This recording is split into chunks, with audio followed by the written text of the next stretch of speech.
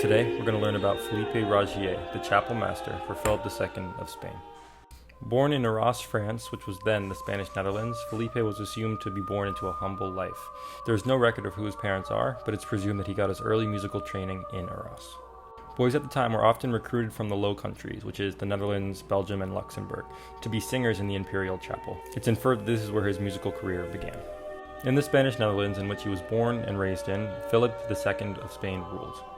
Philip II of Spain was part of the Habsburgs family, who would often pick and scout boys from these regions to sing in their chapel. In 1572, at just 9 years old, he was brought to Madrid, Spain to sing in the choir for Philip II. In around 1582 to 1584, Rogier was appointed assistant director of the Capilla Flamenca, or the Flemish chapel. It is here where he acted as vice maestro de capilla to George de la Helle. And it's most likely in this time period where Rogier learned the techniques to composing choir music and the administrative work required to run a chapel. In 1586, George de la Helle died. Rogier then took over his duties and acted as Maestro de Capilla. It is here, with this title which he held until his death, where Rogier developed his own style of composing. He had no choice in the matter in composing for the imperial chapel, and this is where he composed all 243 of his works. Now is a good time to mention the earthquake.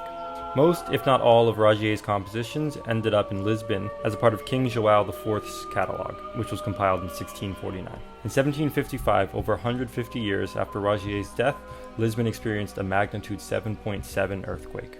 This was one of the largest earthquakes to ever affect the region in written history. Estimates put the death toll between 30,000 and 40,000 people. As a result of this truly catastrophic event, 190 of 243 of Philippe's works were destroyed, leaving roughly 53 remaining. I'm going to analyze Phillipe Rogier's Dominus Regit Me.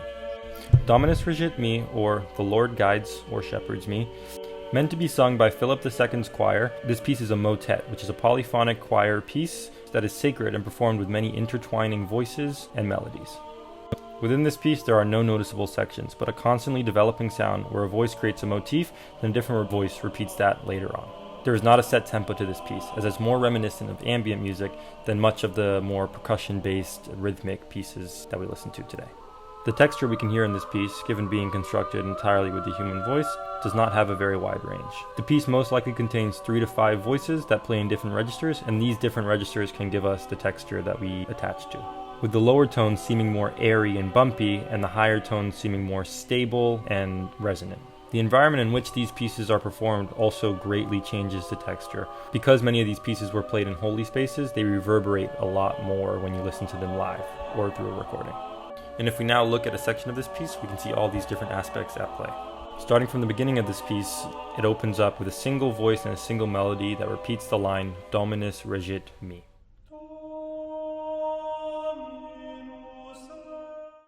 This saying, Dominus Regit Me, is what repeats for the entirety of the beginning of the song and acts as the central motif. So at 5 seconds in, a higher voice comes in saying this same line, following a different melody.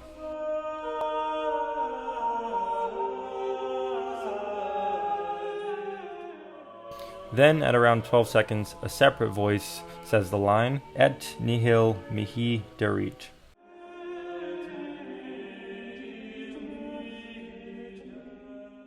This means nothing will be absent from me.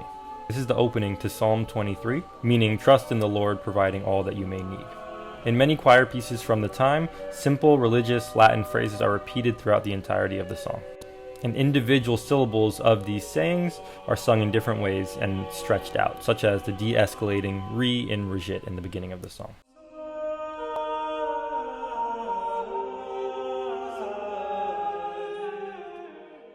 This piece is beautiful but not remarking to me, as it echoes many of the overlapping techniques used in choir music at the time.